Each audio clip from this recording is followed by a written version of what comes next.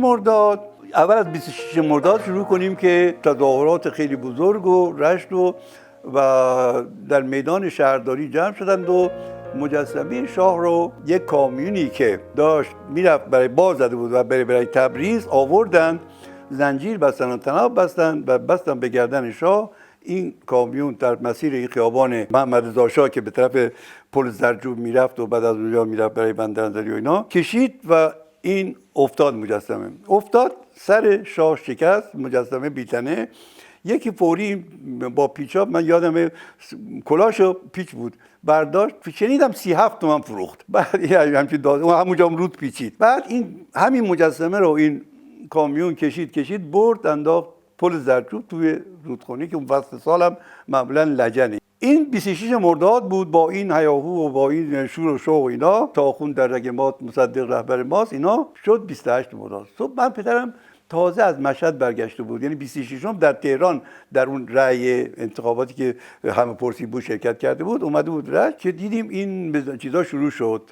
مثلا یه عده‌ای از اراذل اوباش یا داشمشی ها اینا با سربازا اینا بگید بزن. اینا کانونهایی که مرکز جمعیت روشنفکران توده‌ای بود، مثل کافه گلستان، مثل مهمانخانه ایران، به خصوص هتل ایران و کافه گلستان، این دو تا پاتوق دبیرای روشنفکر توده‌ای بود.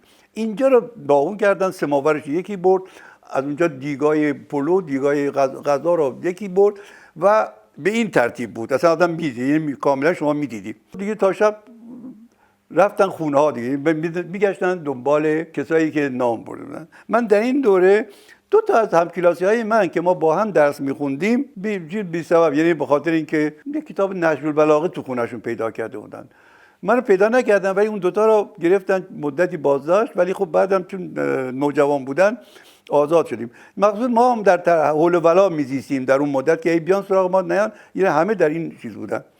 کتاب‌ها رو که خب روزنامه‌ای که پدرم داشت، من پدرم اصولا یه تاجر بود، ولی تاجر خیلی روشنفکر، اهل کتاب و اهل. توی حجره‌اش اولا یه قفسه کتاب داشت، از لامارتین و ویکتور هوگو گرفت ترجمه‌هاش تا جمالزاده و حجازی و غیره. ایشون لایحه دادگستری مینوشت، یعنی برای که لیسانسی ها نمیتونستن بنویسن. بعد در روزنامه ها مقاله مینوشت، شعر میسرود و خودش اهل شعر بود. ایشون در اصلا حجره‌اش پاتوق، در واقع ما میگفتیم اصلا دلال، اینا واسطه های برنج بود که می آمدن در حجره پدرم، چای مجانی میخوردن، روزنامه مجانی میخوندن، چون پدرم روزی 4-5 تا روزنامه میخرید، صبح از روزنامه توده گرفته تا روزنامه جبهه ملی، بعدم 4-5 تا مجله در هفته مرتب، با اینکه 6 کلاس بود. بعدم کتاب مرتب، اهل کتاب و اینا. گرایش سیاسیش متمایل به چپ بود، ولی نه چیز ملی هم بود. در ضمن مصدقی بود، یعنی مثلا وقتی که مصدق اعلام کرد برای اوراق برای ایشون اولین پیشگام بود، بیش از بودجه خانواده ما مثلا اوراق چیز خریده بود، بهادار، برای کمک به دولت. یا اون سال برای ما لباس از پارچه مصدقی خرید که پارچه بود که کازرون اصفهان میبافتن، درشت باف بود مثل گونی سبز و آبی و ما از اون لباس میپوشیدیم، در حالی که همیشه قبلا فاستونی انگلیسی بود لباس ها. و یعنی از این ملی گرایی بود و روشن فکری بود که چیز نداشت، ولی خب مذهبی نبود اصلا. وقتی من دانشجو بودم یه مرتب برای من نام می‌نوشت و من هم جواب میدادم. یه رواییشو، یه نوبیتیشو برای من نوشته بود که من همیشه یادمه و میگیرم، هم چند بار گفتم. این به زبان ترکی اینه، بعد ترجمه میکنم. Çok hallaştın sana aslan desinler. İgid oğlan ya terlan desinler. Azizim sayla bundan da artık sana insan fakat insan desinler. تو خیلی سعی کردی که به تو شیر شرده، اصلان یا ترلان، عقاب تیزپر بگوید. تو باید بیش از اینها سعی کنی عزیز من تا به تو انسان فقط انسان بگویند. این داستان ترجمه شعریشون بود که برای من خیلی همیشه من اینو نصب العین خودم قرار دادم که انسان بودن خیلی چیز سهل و ممتنعیه.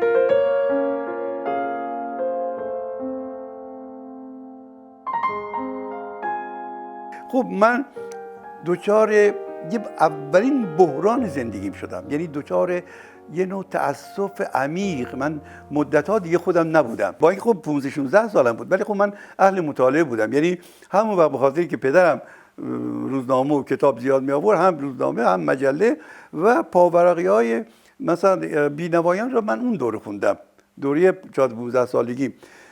کتاب‌های مهم که باید جوان‌ها بخونند که متأسفانه الان نمیخونند رو من در دوره 14-15 سالگی خوندم، مثل یهودی سرگردان، مثل پارادیان‌ها، مثل جزیره گنج، مثل کنت مونت کریستو. اینا همه رو من اون دوره خوندم. یعنی من در دوره کلاس 8 9 10 تا 11 شاید بیش از 40-50 هزار صفحه کتاب خوندم. ولی اون دوره یادمه که با پاورقی بینوایان میومد همراه یکی از این مجله ها و من میرفتم جلوی گاراژ شیشه رشت، کیوسک روزنامه فروشی بود، وای میستادم، شاگرد اتوبوس بسته مجله رو می آورد تحویل اتوبوس، من اول مجله و پاورقیشو برمی داشتم می آوردم، مجله رو میدادم پدر، پاورقی رو خودم مال بینوایان رو. بعد الان که بینوایان جدید دارم میخونم، ترجمه آقای محمد پارسایی‌ها، و ترجمه میکنم که اون وقت من چجوری نمیخوندم. یعنی واقعا با اون ترجمه خوبی بود. حسین قلی مستان، کوزت و نمیدونم چی، اینا همه جزو چیزای ما بود. بعد خب با اون داستانا زندگی میکردیم. واقعا یهودی سرگردان و نمیدونم بی خانمان ها و اینا کتابای اون دوره بود که الان جوانای ما با این اینترنت و با این چیز اصلا از این ادبیات دورند. از اولین پیپری که در دبیرستان کلاس 11 نوشتم درباره انقلاب فرانسه بود. ژاکوبن‌ها را اون وقت اصلا تفکیک کردم، چپ راست را اون وقت فهمیدم که چرا چپ شده چرا راست شده. یعنی این تفکیک تاریخی چپ و راست از همون زمان پارلمان نشستن نماینده ها در مجلس باب شد و الان این همه سابقه داره و هنوزم نمیتونیم از قیدش در بیاییم، که در حالی که واقعا قبل از اون اصلا چپ و راستی نبود. منظوری که شناخت ما در همون نوجوانی شکل گرفت. بعدم خوب در دانشگاه هم دیگه راهمون استوار بود، یعنی منافع ملی برتر از منافع شخصی. همیشه اینو من به فکر می‌کردم. اگر به اصلاح در مملکت یه قیصری آتش گرفت، از منم یه دستمال میسوزه و من نباید به این جیغ به خاطر دستمالم اینقدر مثلا جیغ داد کنم که در حالی که مملکت آتش گرفته. اصولا روشنفکرها همینن، ولی بعد دچار اینو پشیمانی میشن یا سرخوردگی میشن. بعد من دیپلم رو از مروی گرفتم، حالا پاهم کردم تو یک کف که من باید برم آلمان برای فلسفه. اون وقت خیلی ارزون بود، یعنی آلمان من دیگه دو از دوستام رفته بودن، همون آقای سیفی که موقع 28 مرداد اینا بازداشت کرده بودن، اینا تاجر بود، پدرش اینو فرستاده بود آلمان، با 250 تومن 300 تومن در آلمان درس میخوندن. پدرم هم این وسعت داشت که به من اینقدر پول بده. من دیپلم که گرفتم سال 36 رفتم دانشگاه. رفتم برای خداحافظی با دکتر شادپور، همین که میگم تبریز دانشجوی پزشکی بود، چون دوست نزدیک من بود. رفتم خونه ایشون بودم. دکتر شادپور به من گفت که عبدالحسین، تبریز، دانشگاه تبریز کنکور اعلام کرده، ثبت نامش تمام نشده. برد من ثبت نام کرد به اصرار. گفتم من خودم برم آلمان، اومدم خداحافظی. اینا گفت نه بیا الان اینجا امتحان بده. من رفتم یه امتحانی دادم، یعنی 2 روز بعدم امتحان بود و روز جمعه رفتیم نشستیم کنکور امتحان دادیم. یک هفته بعد تلگراف زدم به پدر من که عبدالحسین نیکوهر در بین 50 نفر رشته فلسفه نفر 11ام قبول شده. دیگه پدرم گفت که خب حالا که تو قبول شدی لیسانس دبت کرد. گفت که برو اول اینجا لیسانس. من از دوست داشتم از دوره دبیرستان. خب رشته ادبی خونده بودم دیگه، رشته ادبی خونده بودم و رشته فلسفه هم مورد علاقه من بود. اصلا می‌خواستم برم آلمان هم فلسفه بخونم، با قصد رفتن فلسفه می‌خواستم برم آلمان، چون دوره دبیرستان با چند تا از نام فیلسوفا مخصوصا اسپینوزا یک الفتی بین من ایجاد شده بود، بخصوص در دوره فلسفه هم که خیلی زیاد شد که الگوهای زندگی من شاید زندگی اسپینوزایی بود. بعد من خوندم و چند نفر شدم. یعنی من در دوره دانشجوییم اولین کتابمو ترجمه کردم به نام متافیزیک در سال 38 از فرانسه، از کتاب فلیسیان شاله یه فصلشو در آوردم به نام متافیزیک چاپ کردم. حالا چون در اون دوره فرانکلین، انتشارات فرانکلین در تبریز شعبه گذاشت، آقای دکتر سارکاراتی رئیس شعبه بود. ایشون پرسجو کرده بود، دیده بود من به عنوان دانشجوی رتبه اول توی چیزم خواست از من دعوت کرد، تلفن کرد دعوت کرد اونجا که همکاری کنم. من نمونه خوان اون مؤسسه بودم، 3 روز در هفته میرفتم فرانکلین اونجا و این آشنایی من با چاپخونه و کتاب اینا از اونجا شروع شد و 250 تومن برای 3 روز بعد از ظهر به من میدادن که برابر با حقوقی چیزی که شهریه که پدرم برای من میفرستاد که 500 تومن خیلی پول بود در سالهای 36 37. یعنی دبیرای استادای ما چیزی بیشتر از این نمیگرفتن، 600 700 تومن حقوقشون بود و من البته بیشتر رو این پولو کتاب میخریدم. خب من خوندم و 3 سال دانشجوی رتبه اول اونجا شدم. همکاران ما دکتر بهمن سرکاراتی بود، خانم ژالی آموزگار، یعنی ما در یک دانشکده همزمان هم سن و سال هم بودیم. ژالی آموزگار خدا عمر بیشتر بده هست، بهمن سرکاراتی چند سال پیش درگذشت.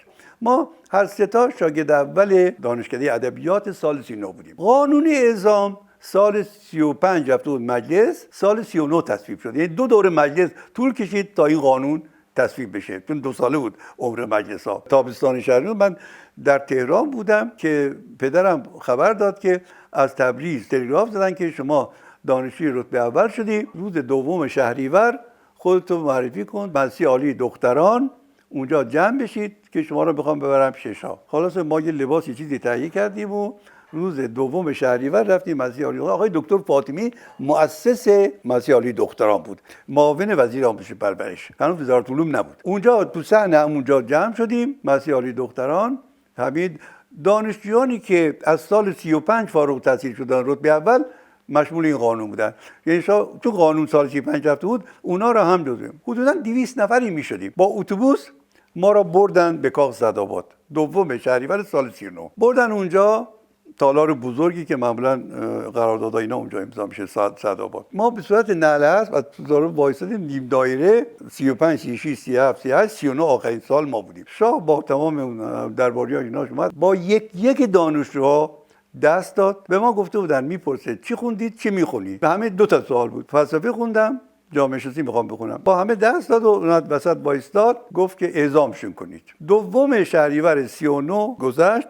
من 22 آبان در سوربن نشسته بودم درس میخوندم. معافی نظامو گرفته بودم، پذیرش گرفته بودم، پاسپورت گرفته بودم، 3 ماه هزینه تحصیلمو گرفته بودم و رفتم پاریس و سال 39 شروع کردم برای اونجا فلسفه دکترا. اونجا اون زمان هم فوق لیسانس نبود، یعنی تازه میخواست تحصیل بشه، اجباری نبود. در فرانسه هم فلسفه و رشته‌های دیگر هم به جامعه شناسی راه میدادن، مخصوصا دکتر سارخانی، دکتر توسلی از رشته فارغ التحصیلان رتبه اول زبان فرانسه بودن که آمدن اونجا جامعه شناسی خوندن، هم دوره بودیم. اون سالا اصلا جامعه شناسی یک شهرت، یک محبوبیتی داشت در تمام دنیا، یه رشته نوعی بود و خیلی ها داوطلب این رشته بودند. واقعا شروع شوق زیادی بود. بعد از جنگ جهانی دوم در واقع دنیا یک تراوتی داشت تا دهه 80، یعنی تا اون دهه 1980 میگم. اون دوره‌ای بود که خیلی زندگی آسان‌تر، خیلی چیزتر بود تا بعد از اون دیگه این جهانی سازی و اینا که شروع شد. دوباره ما وارد یک سیکل بحران تمدنی و فرهنگی شدیم که هنوز هم ادامه داره. برای من رفتم جامعه شناسی، اونجا استادای ما گورویچ بود که خیلی معروف بود، از روسیه آمده بود، اونجا فرانسوی شده بود و مدیر گروه جامعه شناسی بود. من در اون دوره با استوزر کار کردم، بعد با چند استاد خیلی گرانسنگ جامعه شناسی. ریمون آرون استاد به حساب اول ما بود. یعنی گورویچ درست که مدیر گروه بود ولی بیشترین تاثیر رو در دوره دانشجویی آرون روی من گذاشت، چون بهترین استاد بود. من کلاساش واقعا با شروع می‌رفتیم. کلاس‌ها به صورت آمفی‌تئاترای بزرگ بود که آزاد بود. وقتی که آرون می‌آمد مثلا بعضی از بورژواهای فرانسه مستخدمای خودشون می‌فرستادن که اونجا جا بگیره توی آمفی‌تئاتر که بوقی آمدن آرون اون میومد بیرون، این خانم یا آقا میومد میشد. این با بقیه دانشجوها آرون میومد 100 صفحه درس ردیژه یعنی ادیت شده معین مشخص میذاشت جلوش، ولی با فصاحت کامل درس میداد. این درس جامعه شناسی رو در واقع ایشون به ما اونجا قبل از اینکه کتاب بشه تدریس میکرد و من صلاحیت دکترام رو استادی که باید رئیس دانشکده انتخاب میکرد غیر از اعضای ژوری تز، به یک استادی باید شما صلاحیت دفاع از تز میدادی. رئیس دانشکده سوربن آرون رو برای من انتخاب کرده بود سال 63 و من نیم ساعت 40 دقیقه بارون با من مصاحبه کرد و امضا کرد که من بتونم برم تزم دفاع کنم. این صلاحیت دکترام رو من با امضای آرون دارم با نمره 18 و نیم که بعد من سالها بعد 63 64 که کتاب خاطراتش رو ترجمه می‌کردم بعد از فوت آرون گفتم آرون به این روز من نمره داده بود نه به اون روز من.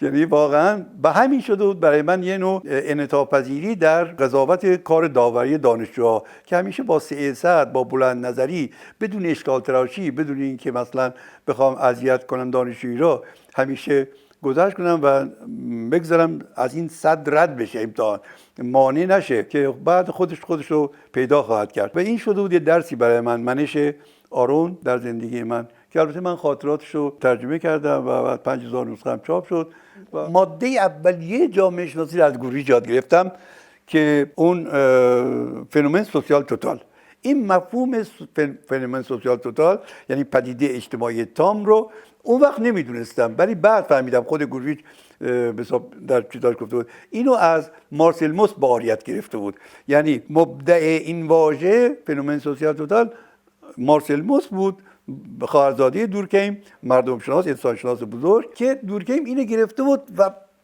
بس داده بود که تو اولین کتابی که در فارسی ترجمه کردم همین بحث ابتدا گورویچ آرونه و چند جامعه شناس دیگر فرانسه تحت عنوان طرح مسائل جامعه شناسی امروز که در مشهد چاپ شد.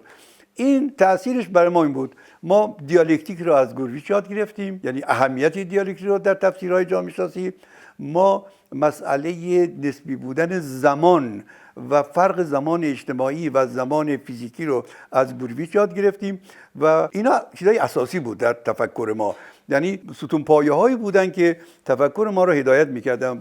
از اون وقت ما نگاهمون به زمان دیگه بود یعنی میفهمیدیم که زمان جنگ غیر از زمان صلح زمان صنعت غیر از زمان کشاورزیه زمان بیماری غیر از زمان سلامت و تندرستیه این کیفیت زمانها را از گورویچ یاد گرفتیم و اینکه جامعه یه مثل پوسته های پیاز به هم پیچیده که از یک جا از ماده و جسم شروع میشه جسمانی و جنبه مادی شما میبینید بیرون و بعد لایه به لایه سازمان ها و باورها و ارزش ها و اسطوره ها به این مجموعه دار اینها همه با هم میشه پدیده اجتماعی تام فنومن سوسیال توتال همه رو باید با هم در نظر گرفت و شما بازتاب همه رو در هر کدوم میبینید. شما یک بنا رو نگاه کنید اسطوره رو میبینید ارزش ها رو میبینید تمام اون چیزایی که مادی نیستند رو در اونجا میبینید که چیز فرهنگه. اینها درسایی بود که از گورویچ گرفتیم. از آرون چی یاد؟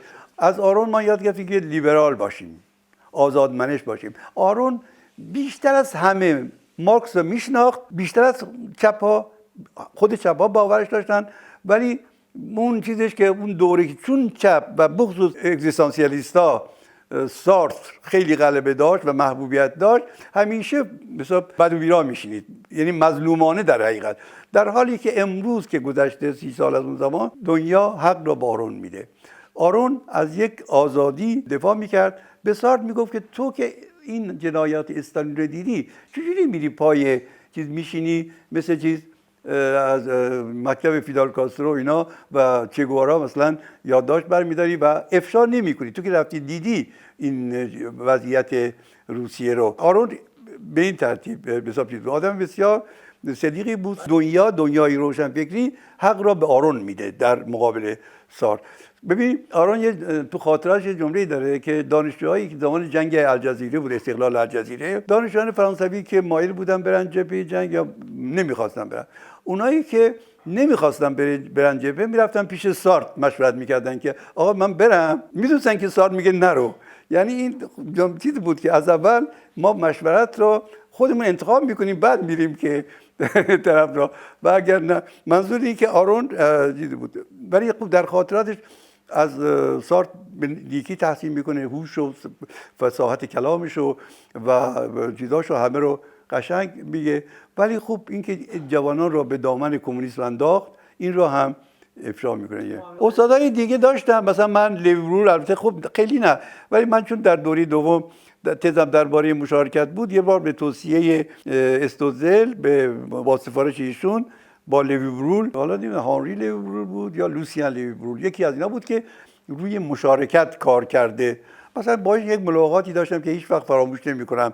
این مرد فرهیخته، استاد بازنشسته سوربن، عضو آکادمی، اینا خب اینا خیلی فرصت بود که برای جوان. خب من 2 دوره در پاریس دانشجو بودم، اینا خدمتتون بگم. یکی به عنوان دانشجوی رتبه اول از سال 39 تا 43، یه بارم به عنوان استادیار دانشگاه از دانشگاه تهران از سال 50 تا 54، اول 54 که دکترای دولتی گرفتم بار دوم. اول دکترای دانشگاهی، بعد دکترای 2 دوره 9 سال من در پاریس دانشجو بودم و با مثلا استادایی خیلی بیشتر تماس داشتم. دوره اولم که رفتم خدمتتون بگم، دوره پیروزی فیدل کاسترو بود.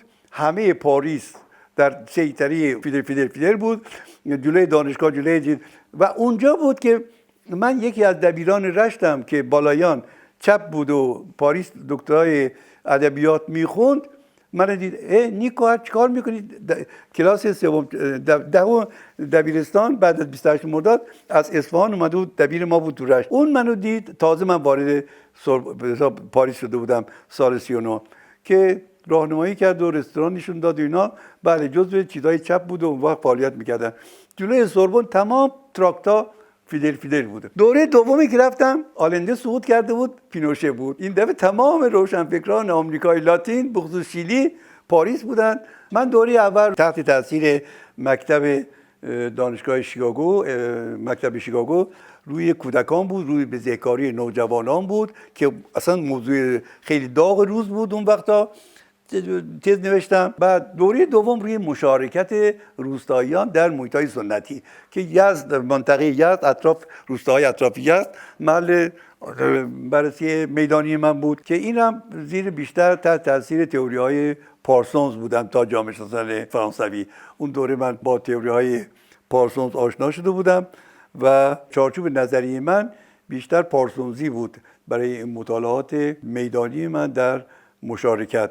من خیلی آبرومندانه یه تز خیلی با رتبه بالا، با مانسیون بالا که تلویزیون راب که گرفتم، گفتن اگر بالاترم میدادیم. جزو هیئت ژوری من آقای دکتر جمشید بهنام هم از ایران شرکت کرده بود. یعنی به من پرسیده بودن شما میتونید یک استاد رو خودتون برای هیئت ژوری انتخاب کنید. منم چون علاقه دکتر بهنام به پاریس میدونستم، اون وقت معاون آقای نهاوندی بود، رئیس دانشکده علوم اجتماعی بود. البته نه، اون وقت دیگه رئیس نبود، آقای نظامی رئیس بود، ایشون معاون و رئیس دانشگاه هنر شده بود. آقای دکتر جمشید بهنام آمد پاریس، از فرودگاه اورلی آمد سوربن، سالن لیلیار نشست.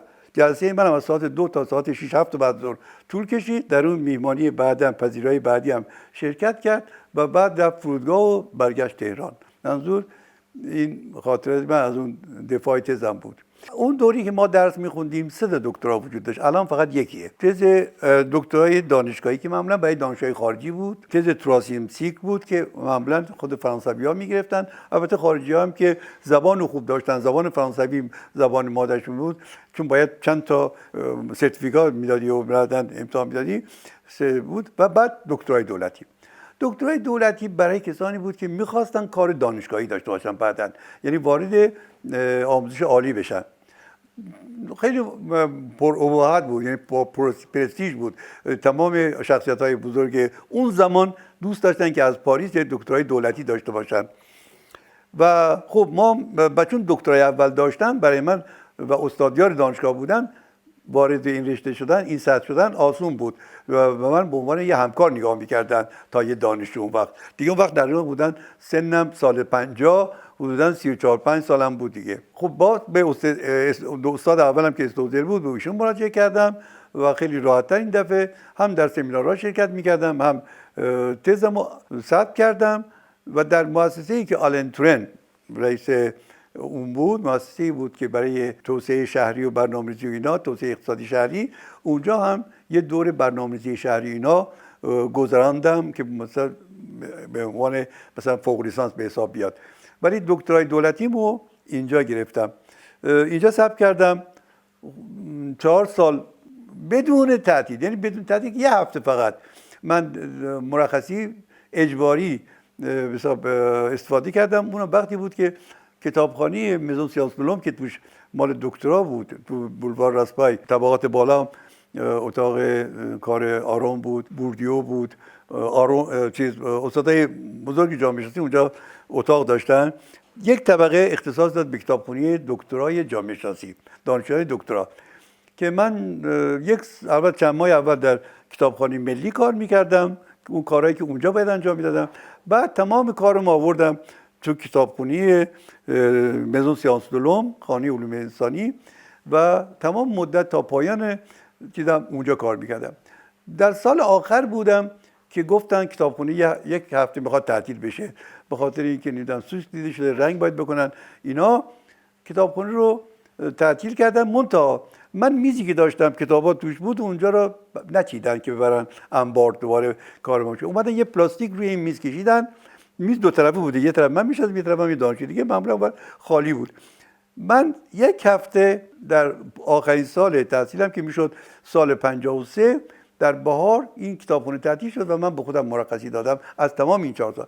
اون زمان با آقای دکتر سیروس صاحبی و آقای دکتر اردکانی، رضا اردکانی که رئیس فرهنگستان علوم، استاد فلسفه، رضا، ما رفتیم با ماشین من یه سفری رفتیم اسپانیا.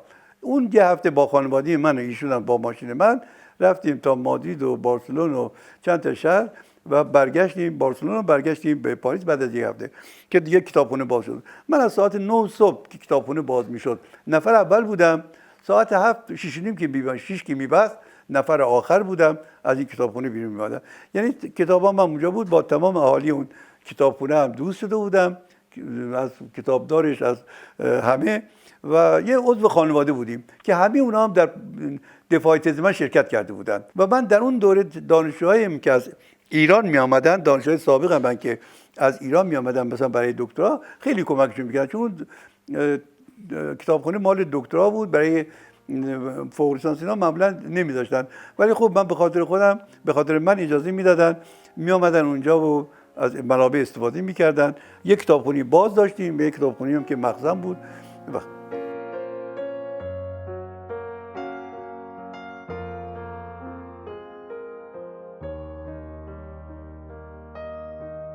من دفاعم که تمام شد و در پایان همون جلسه آلن ژیرار معاون آموزشی دانشکده ادبیات سوربن بود. ایشون هم دوست استودل بود، با هم کتاب مشترک داشتن درباره جامعه شناسی خانواده، هم که مشاور تز من بود. چند بار بهشون مراجعه کرده بودم و ایشون مثلا کتابی درباره خانواده، جامعه شناسی تحول خانواده در فرانسه داشتن، همراه با استودل نوشته بودن. ایشون به من پیشنهاد کرد که آقای مثلا نیکوهر، اگر شما مایل باشید میتونید در سوربن ادامه بدید کار، یعنی به عنوان دستیار از همین فردا شروع کنید به کار. من گفتم نه، من استادیار دانشگاه تهرانم، هنوز دانشجو اونجا منتظر من هستن و من باید برگردم. من چون با بورس یعنی بورس که نبود، حقوق ما را که همون 2500 تومان بود، دانشگاه میرفت به بانک ملی هم میفرستاد، بانک ملی پاریس.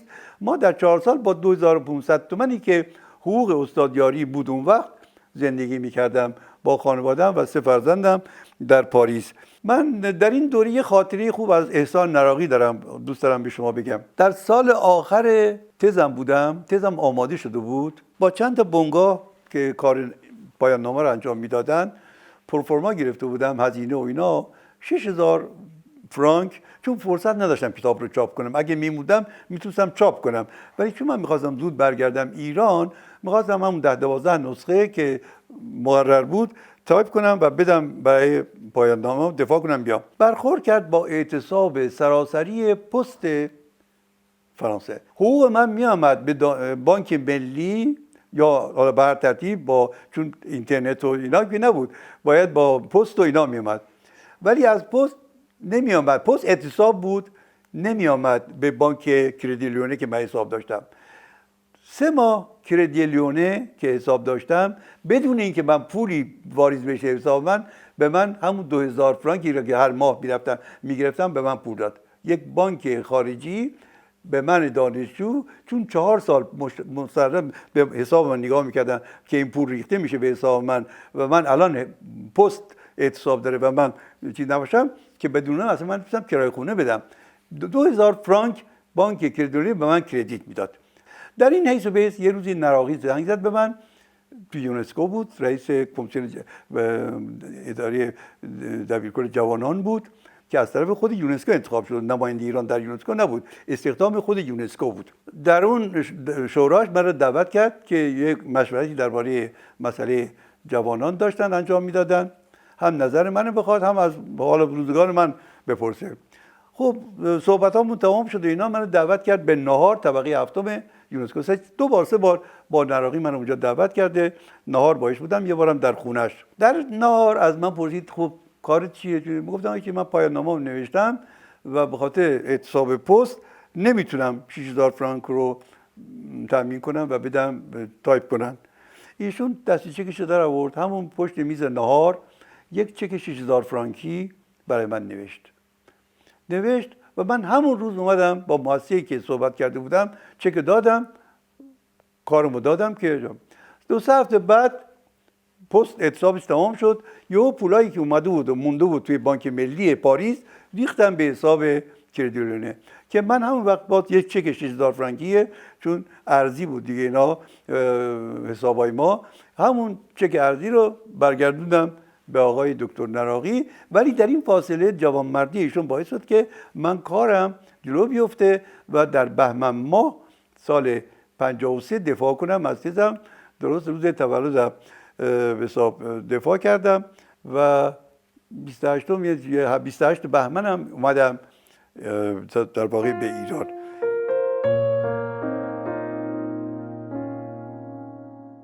با همسرم ما خیلی ازدواجمون سنتی بود، یعنی به این ترتیب که هم همسایه بودیم، هم پدرامون هم کار بودن در یک سن.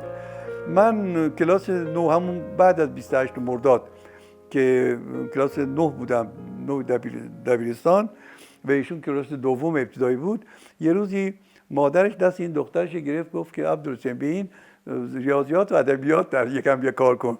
و ایشون شاگرد خیلی زرنگی بود، ولی خب مادرش می‌خواست که خیلی چیزتر به حساب کنه. البته من یاد چیز کرده بود، فکر می‌کرد نه اصلا از دوستی خیلی خانوادگی داشتیم، رفت آمد. هم بازی برادرای من بود ایشون اینا. خب ایشون چند مدتی میرفت ما آشنایی داشتیم تا من در تبریز که بودم هزینه تحصیل منو از طریق پدر خانمم که تاجر بزرگی برنج رشت بود، نمایندهش در تبریز میپرداخت که پدرم به اون میداد، اون حواله میکرد به اون طریق. از این طریق آشنایی اینجوری هم داشتیم که هر وقت من تابستون میومدم مرتب حجره پدر ایشون میرفتن تا بیشتر حجره پدرم، تا اینکه من بعد دانشجوی رتبه اول اعزام شدم. اعزام که شدم خب این آشنایی بین خانوادگی ما بود تا اینکه من سال 41 که برگشتم برای دکترا، دیگه پدرم هم خیلی علاقه‌مند بود به ایشون و میترسید که من یه وقتی فرانسه چیز کار دیگه بکنم. بعد اون مراسم رو پیش انداخت که نذاشت به دوره بعد از دکترا. همون دوره دانشجوی دکترا من با ایشون که دانشجوی سال آخر دبیرستان بود، 17 سالش بود اینا، ازدواج کردیم و با هم رفتیم فرانسه و ایشون دیگه اونجا آلیانس فرانسه میرفت برای فرانسه اینا. بعد دیگه دخترم رو حامله شد و دیگه نتونست ادامه بده. دخترمون مرسده همون سال 42 خرداد در اونجا دنیا آمد و اون زندگی الان 58 ساله که با هم هستیم من تا که جوانای الله یاد میگیرم. من همیشه به جوانا توصیه میده که قبل از ازدواج چشماتون رو خوب باز کنید تا بعد از ازدواج کمی ببندید.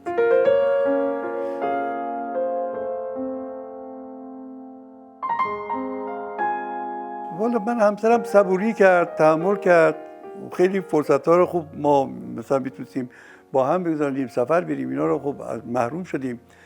بگم بعد از پاکسازی تا همین اواخر، البته من در این فاصله 3 بار برای دیدن فرزندانم به کانادا رفتم. یه بار سال تقریباً 1900 تازه مؤسسه عالی پژوهش تامین اجتماعی ایجاد شده بود و من اونجا یه 60,000 تومان حق الزحمه میگرفتم، اینا رو پس انداز کردیم و با زحمت خیلی زیاد، با اینکه دلار قیمت 400-500 تومان بیشتر نبود اینا، ما تونستیم 2000 دلار جمع کنیم و بلیط بخریم و بریم برای دیدن فرزندانمون، واقعا با بسیار زحمت. یعنی همون 2000 دلار با قیمت 400,000 تومان یعنی یه تن حق الزحمه من میشد. رفتیم برای، یعنی در این مدت فقط همین 2 سفر داشتیم که این سفر اخیر هیچ سفر دیگه ای نه، مثلا به کیش بریم، نه به ترکیه بریم، نه جای دیگه بریم. مدت تمام تابستان زمستان 4 فصل من کار میکردم و گاهی این اواخر، یعنی اواخر که بگم از 70 تا 90 که 20 سال که خودم با در 2 تا مؤسسه کار میکردم. مؤسسه تحقیقاتی بود، مؤسسه عالی تحقیقات تامین اجتماعی بود که من یک مقاله بسیار مفصل درباره نظام تامین اجتماعی فرانسه در مجله اونا دارم و روی روابط پزشکا و بیمه‌شده‌ها و کارگرها و بیمه‌شده‌ها اینا تحصیل میکردیم. در مؤسسه نظرسنجی درباره نظرسنجی‌های انتخاباتی مجلس و ریاست جمهوری کار میکردیم و در پژوهش‌های نیرو هم روی همین بسترسازی فرهنگی برای مصرف لامپ‌های کم مصرف که 3 جلد 4 جلد گزارشش توی سایت اونا هست و رفرانس خیلی از کشورهای خارج به اون تحقیقات ما مراجعه میکنن. منظور که خب من سخت کار میکردم، خب زندگی هم خانمم از این نظر کم توقع بود، هم که میدید زندگیمون هست و بچه‌هام هم خوشبختانه موفق بودن. دختر بزرگم بعد از اینکه ازدواج کرد، یعنی سال 63 رفت کانادا و حامله شد و بعد 2 تا بچه‌شو پشت سر هم دنیا آورد. درس نمیخوند. بعد از که پسرش رفت مدرسه، ایشون رفت کالجش خوند و در همون دوران کالج توسط ایر کانادا استخدام شد. یعنی پروژهش در سایت اینترنت بود، از همون سایت که دیده بودن بهشون دعوتنامه فرستادن و از اون روز تا حالا 18 سال 19 سالی که کارمند ارشد نیروی انسانی ایر کانادا است. دامادم هم از اینجا با دیپلم رفته بود، در دانشگاه مکگیل مهندسی هوافضا خوند، فیزیک رشته هوایی، الان در شرکت بمباردی ایرباس که شعبه کانادا کار میکنه، مهندس هوافضاست و اینا. بعد از دیپلم در کانادا با بورس دولت کانادا درس خوندن. دختر دومم رو بعد از سال 64 من فرستادم فرانسه که اونم داستانی داره که نامه نوشتم به استوزل، استادم ایشون دعوتنامه فرستاد، برای نامه نوشت، دعوت کرد که من دختر فرزندمو خودم ابرژه میکنم، خونه به حساب جا میدم و در خانه خودم اینا، که سفیر فرانسه بهشون اینجا کنسول بهش ویزا داد. رفت. بعد که رفت خودش کانادا، ایشون در کانادا اول فرانسه 3 سال درس خوند، بعد رفت کانادا، اونجا هم دوره تغذیه خوند با بورس دولت کانادا. بعد یه دوره مدیریت بازرگانی خوند، باز با بورس دولت کانادا فوق‌لیسانس گرفت. بعد چند سال پیش، 10-12 سال پیش رفت ازدواج کرد، رفت آمریکا، اونجا دوره تخصصی تغذیه رو گذراند. الان در بخش بیماران دیابتی در یک کلینیک و در یک بیمارستان کار میکنه، کار تمام وقت داره و خیلی هم جدیه و هر 3 فرزندم. یک پسرم هم اینجا الان مدیر عامل یه شرکت خیلی بزرگ به حساب چند ملیتی که البته ایرانیه ولی سهامش بیشتر مال خارجی هست و مدیر عامل اونجاست در 50 سالگی. یعنی از این نظر خوشبختانه فرزندان من موفق بودن و ما هم با همین حقوق بازنشستگی و مختصر کتاب، میدونید که کتاب کار الان پرسید کار سنگین، من همه اینا رو عرض کردم، چند بارم نوشتم، چون از من دانشجوام اینا در فیسبوک اینا پرسیدن، گفتم والا من اون چه انجام دادم از سر تکلیف بود. یعنی واقعا احساس یه نوع بده کاری به دانشگاه، به دانشجوها داشتم، نه به دانشگاه، به جوانا داشتم. فکر می‌کردم همیشه یه امانتی پیش منه که این امانت باید به صاحبش که جوانان دانشجو هستن اول خوب جامعه شناسا، دانشجوی جامعه شناسی برسونم و من با این هدف کار کردم. اگه مثلا فهرست کتابای من نگاه کنید، هم در بخش نظری هم در بخش کاربردی عملی کتاب که کمبودها را جبران کنم.